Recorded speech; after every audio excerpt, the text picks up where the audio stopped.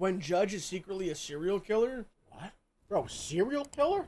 Let's see what that is. That seems interesting. On March 21st, A 2013, serial killer? in Wise County, Texas, Deputy James Boyd was performing a routine traffic stop on a 1991 black Cadillac DeVille. What he didn't realize was that the person driving this vehicle was the notorious Evan Spencer Ebel, a member of a violent prison gang known as the 211 Crew. Evan was incorrectly released from prison just 2 months before this encounter due to an error in his court records. During his short taste of freedom, he obtained a 9mm pistol and killed a Domino's delivery driver named Nathan Leon, stealing his uniform in the process. You're gonna kill a the guy's delivering Domino's? Why the would you ever kill a delivery driver, bro? I mean, dude, especially Domino's? Domino's? It's not like you're a Amazon driver. Dude, can I be honest? The other day when it was blizzard on, we wanted to get dinner. The guy delivered it. I had no change. I gave him a $100 bill. Respect. I was like, dude, thank you for coming. Guy's out here. there risking his life to deliver 2 large pies with pepperoni. Guy's risking his life. The least you could do is throw him a fucking undie. I was like, maybe your night can be done a little early tonight. You know, the least you could do is throw him. Here's $100. Is throw him a hundo. You know what I mean? A little hundo. Jesus Christ. Evan then wore that uniform as a disguise and rang the doorbell of Tom Clemens, the executive director of the Colorado Department of Corrections. When Tom answered the door, he was shot directly in the chest and killed. In the shocking overnight murder of the head of Colorado's prison system, Tom Clemens was gunned down as he answered the front door of his Monument home last night. Air Tracker 7 was over the home this morning. Investigators are searching the area for clues, and they are talking to neighbors. 2 days after this shooting brings us right back to this traffic stop on March 21st, and it seems that Evil Ebel would rather continue his murder spree than go back to prison.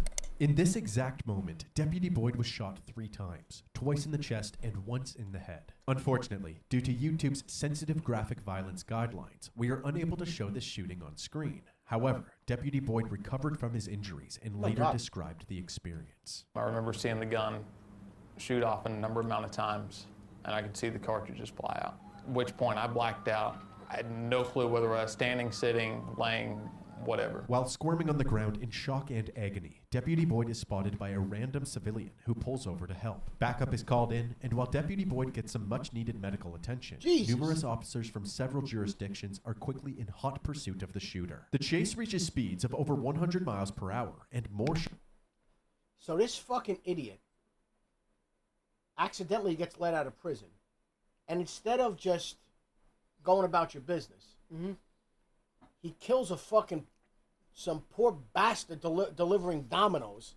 He's just on a murder spree right now, this guy. So, this poor son of a bitch trying to make a fucking $3 tip, delivering 2 medium, 4 toppings, whatever it is, and then he goes and kills the guy for that runs the correctional facilities, and then he gets pulled over and he tries to kill a cop. Jesus Christ. Shots are fired at law enforcement, all while weaving in. What does this have to do with a judge? At one point, Evan blows a tire and smoke billows out from his vehicle, hindering the police cruiser's field of view. But the officer remains calm and stays right on Evan's tail. Eventually, Evan exits the highway, and the chase continues through the streets of Wise County. Then, out of nowhere, an 18-wheeler slams into Evan. His car is totaled, but the action isn't over yet. Evan immediately exits the vehicle and fires a barrage of bullets at the officers. The officers fire back, hitting Evan multiple times. Evan Ebel was killed instantly. Several significant pieces of evidence were found in Evan's Cadillac, including Nathan's Domino's uniform, directions to Tom Clemens' house, a manifesto outlining his grievances with the prison system, and a hit list of other prison officials. This was an immediate red flag for authorities, as just 7 weeks earlier, another shooting took place with striking similarities.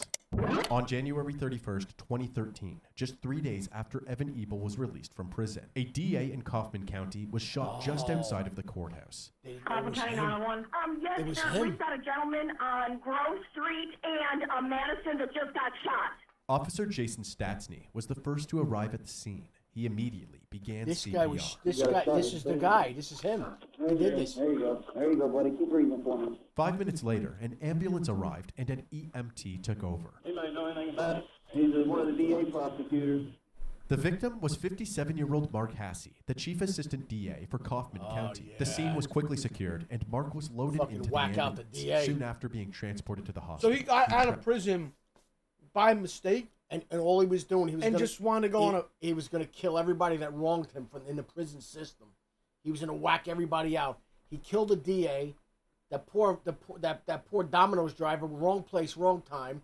Then he killed the head of the corrections system, and he had a fucking hit list of other people he was going to take out. Holy shit. What a sick son of a bitch this guy is. Tragically passed away. Sick With bastard. the shooter at large, the courthouse was shut down for the day, and police began to canvass the area. Witnesses stated that the shooter was wearing all black with a covered face, and that they fled the scene by hopping into the passenger seat of a getaway car, a silver or light-colored four-door sedan. Another witness claimed to have heard Mark's final words, "No, I'm sorry," right before he was shot. Investigators had a feeling that one of the criminals Mark prosecuted sought revenge through a targeted killing, and Mark's final words only supported this theory. While they worked to verify this hunch, District Attorney Mike McClelland made a public statement where he addressed the shooter directly. My name is Mike McClelland. I'm the criminal district attorney for Kaufman County. We lost a really, really good man.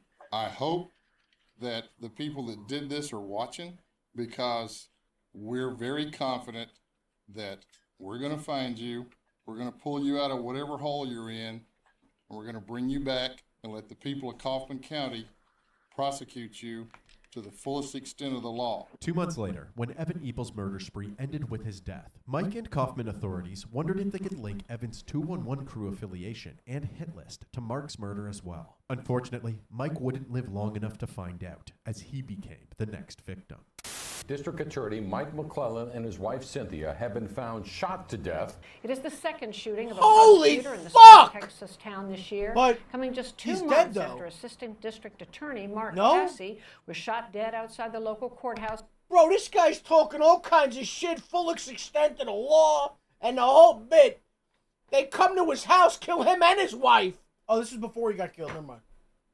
On his way to work. On March 30th, 2013, friends and family were unable to get in touch with District Attorney Mike McClelland and his wife Cynthia. When they went to check on them, the door was unlocked. Inside, they immediately noticed shell casings at their feet. They feared the worst, and after moving toward the living room, Cynthia was found lying motionless in a pool of blood. Further into the house, they discovered Mike's body as well, riddled with bullets. The McClellans had been brutally murdered. Authorities rushed to the scene and spent the night processing it. It was discovered that the McClellans had a home security system that kept track of any movement detected in the house. All movement stopped by 6:42 a.m. that morning, indicating that the shooting must have taken place around this time. News quickly spread of the McClelland murders, and while hundreds of investigators got to work, a multitude of tips poured in from the public. But one of these tips was much different than the others. It came in on the night of Easter Sunday, and it simply read, "Do we have your full attention now? Only a response from Judge Bruce Woods will be answered. You have 48 hours. Law enforcement decided to respond. You have our attention.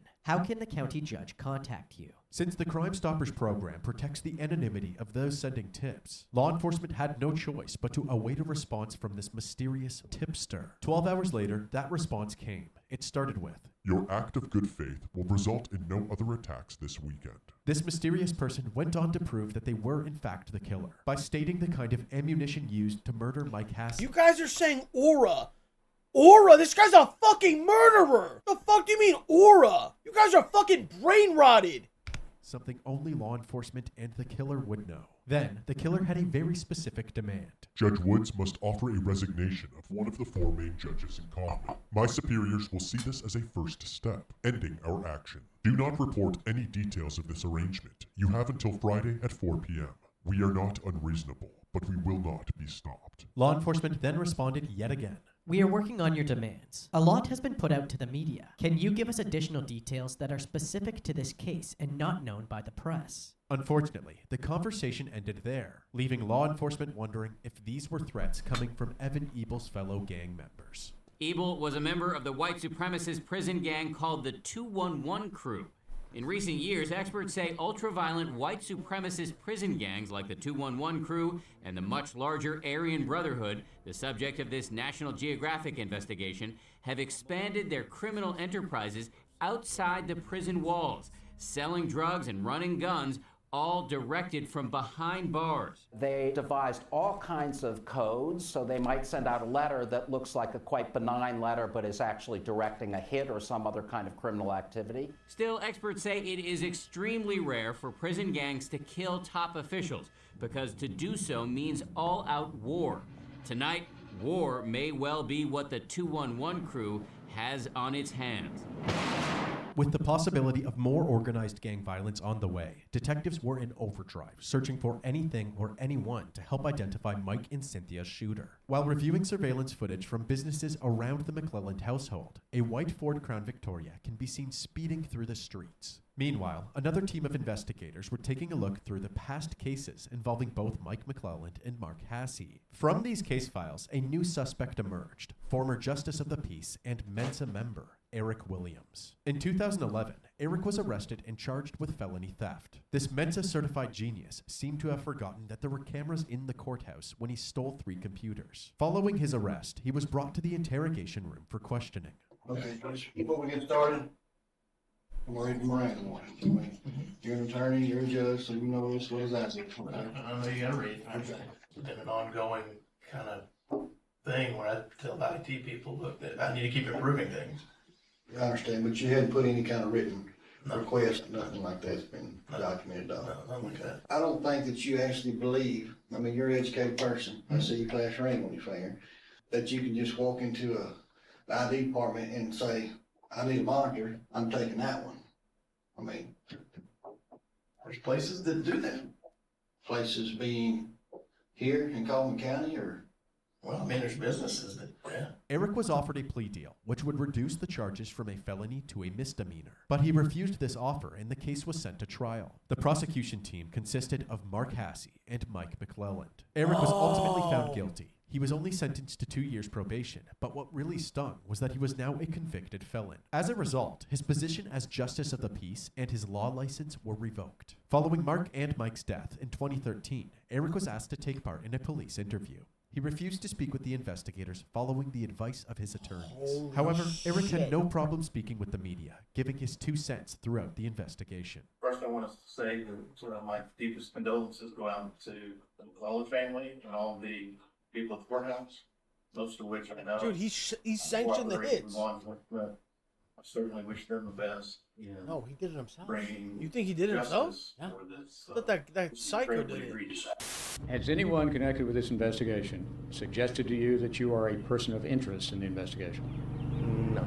Did you bear either of those men any kind of grudge? No, absolutely not. My heartfelt condolences go out to both the McClelland family and the Hasse family, because they were in public office doing the right thing, and for some reason that we're not aware of, have paid the ultimate price for that. While Eric segued between several media outlets, investigators continued to look into him as the prime suspect.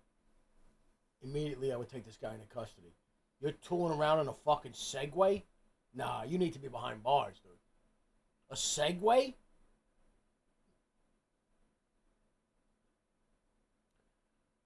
That's so sus.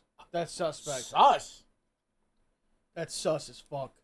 Guy's a judge and he's tooling around town in a Segway?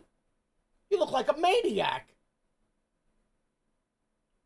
I mean, I would, okay, a bicycle is one thing.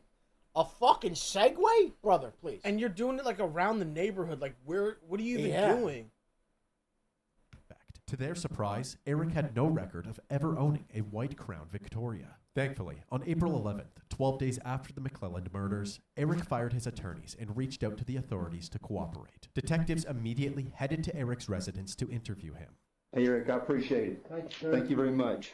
And you understand why your name pops up? Absolutely. Well, did you have anything to do with it? No, absolutely not. As expected, Eric insisted that he had zero involvement regarding the murders, so the detectives decided to take a different angle. You don't have any more? You got rid of all of them? One gun I'm trying to sell, and it's just hard as hell to sell. Hey, just curious, how many guns did you used to own? About 16. And you sold 15 of them? For context, since Eric is a convicted felon, it is illegal for him to own any firearms. I'd love to go back and say, there's no guns in your house. If we looked in that house. I guess we could just look in there real quick. Without probable cause, the detectives are unable to legally search Eric's home unless he grants them permission himself. But you don't mind us going out there and looking? Okay. I'll take that. With permission now granted, the detectives begin their search, audio still rolling. Do you still have any ammo or anything? Last year, the only ammo I would have would be for that. As Eric stated earlier, he had apparently sold all but one of his 16 firearms. But as they move from room to room, they uncover a host of weapon attachments. Hey Eric, I'm just curious. You're selling all your guns. Why didn't you say you're spotting scopes and stuff? You got to do everything again. Here, what is that? Does this have a taser or something? The taser they just discovered is actually a thermal sensor, otherwise known as a heat seeker, which can be used for night vision. Since the McClellans were believed to have been killed before sunrise, the detectives used this, along with the suspicious amount of firearm attachments, as probable cause for a proper search warrant. The next day, on April 12, 2013, the search is in full swing, with Kaufman County investigators and the FBI working together. During this search, they find even more than they were hoping for. In a filing cabinet in the garage, they found the vehicle registration for a white Ford Crown Victoria. They also found a scrap piece of paper. Written on it was an anonymous tip website and a password. When the police gained access to this account, they confirmed that Eric was the one taunting and extorting law enforcement. We are not unreasonable, but we will not be stopped. Authorities have arrested 46-year-old Eric Williams. He's charged with making a terroristic threat after searching his home.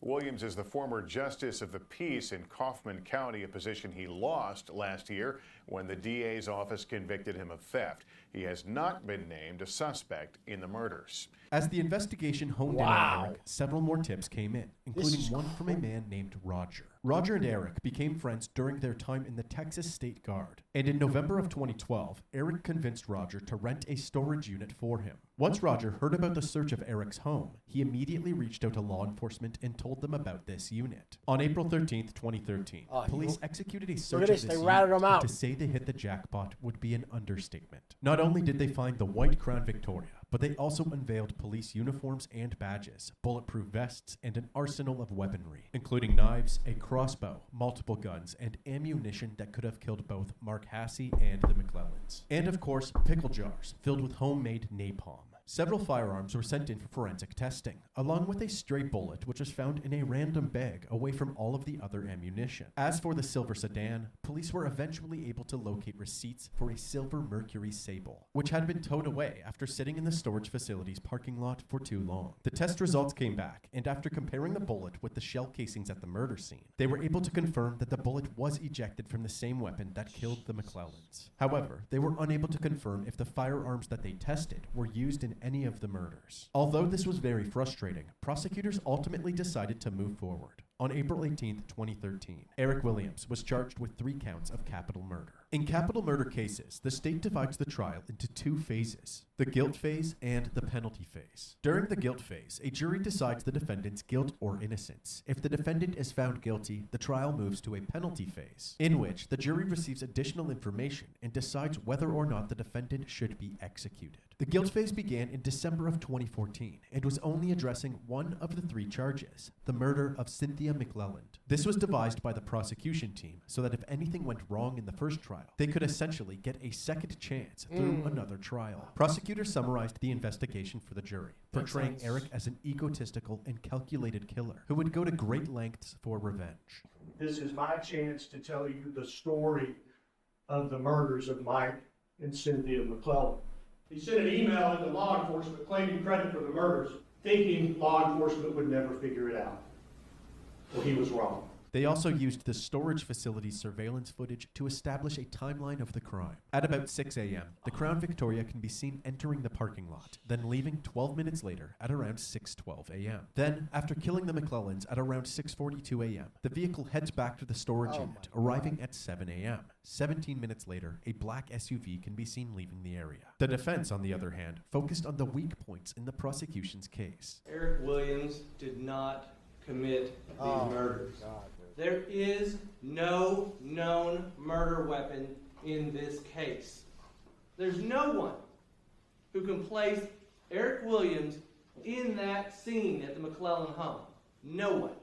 The prosecution called an onslaught of witnesses, meticulously breaking down each and every piece of evidence and testimony. As for the defense, they called no witnesses during the guilt phase of the trial. They simply believed that it was unnecessary since the state failed to prove Eric's guilt beyond a reasonable doubt. However, the final say would go to the jury, and after 90 minutes of deliberation, a verdict was reached. We, the jury, unanimously find the defendant, Eric Lyle Williams, guilty of capital murder. as charged 90 in the minutes, bro? Eric Williams was found guilty for the murder. Yo, 90 minutes? Dude, what do these lawyers do after they lose like that? Just to go to lunch. That's not their life. They don't give a fuck. They're like, yeah, we're gonna file an appeal. Yeah, we're gonna do an appeal. Yeah, we'll see you in we'll see you in a few we're gonna months. file an appeal. I'm going back to the office. I'm gonna have sushi. Oh my God, 90 minutes. And I'm gonna go home tonight. I'm gonna go to dinner tonight, and then with any luck, I'll get laid. Of Cynthia McClelland. It was now time for the penalty phase, where the jury decides whether or not Eric will receive the death penalty. Perhaps the most compelling moment of the trial is what happened next. This is Kim Williams, Eric's wife and alleged getaway driver. Back in 2013, Kim was arrested at the same time as Eric, and detectives spoke with her for hours in the interrogation room. Although she was first defensive about her husband, she slowly let her guard down and eventually told the detectives what really happened. she They convinced rolled her to right take a plea deal. Since she was protected by spousal immunity, she was not forced to testify against Eric. However, as part of her deal, they asked that she provide testimony during the penalty phase of the trial. She agreed. It was a cold day, and there was excitement in the air. He came up with a plan to dress like law enforcement. He was modeling it for me. Describe to the members of the jury what he was modeling for you the night before. I want to say he looked like he was in the Army or SWAT. He had a bulletproof vest that had sheriff on the front.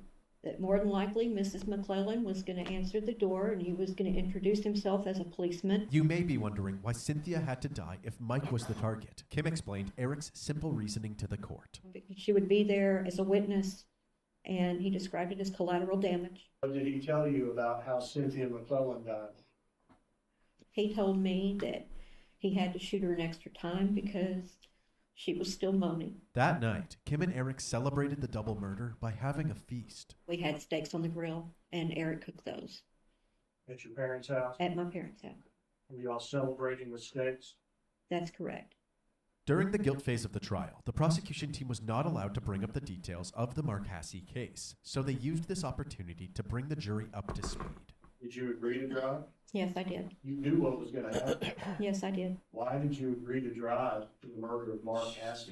I was so drugged up, and I so believed in Eric and everything that he told me. His anger was my anger. Kim went on to recount the moments following Mark's shooting. As you're driving away from the scene of the Hasse murder, what is his mood like? Happy. What is your? Bro, do you understand? Let's be honest. Normal people, okay? You just murdered somebody and you're like happy about it and you're gonna go have steaks? You're a sick fuck. You took 2 human lives? Because you stole computers and lost your job. Yeah, and you're mad at them because you're a fucking low-life thief? And then what do? You murder them, you go have steaks and you celebrate? You should be under the jail. They should bury you under the fucking jail. You sick fuck. Happy. She also recalled driving to a bridge one night with Eric, where he threw a bag into the lake below. Do you know what was in the bag? I knew that it was guns. After 7 months of searching, the bag was found at the bottom of the lake. It turns out that it wasn't a bag at all, but rather a Halloween mask that Eric wore during Mark's shooting in order to conceal his face. Inside the mask was 2 revolvers, one of which was confirmed to have killed Mark. And you can imagine the terror that was going through Mark Hasse when he recognized and heard the voice.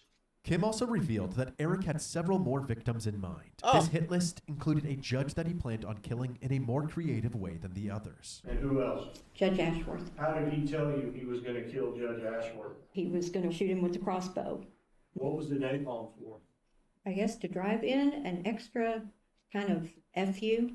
He's going to bore a hole in his stomach and pour it in. The defense tried to combat this disturbing testimony with a small army of character witnesses. No matter how hard the defense worked, Eric's fate was ultimately left to the jury. Character witness?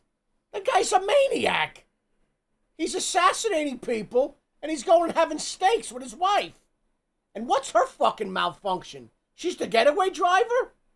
Jesus Christ. And on December 17th, 2014, Eric Williams was sentenced to death by lethal injection.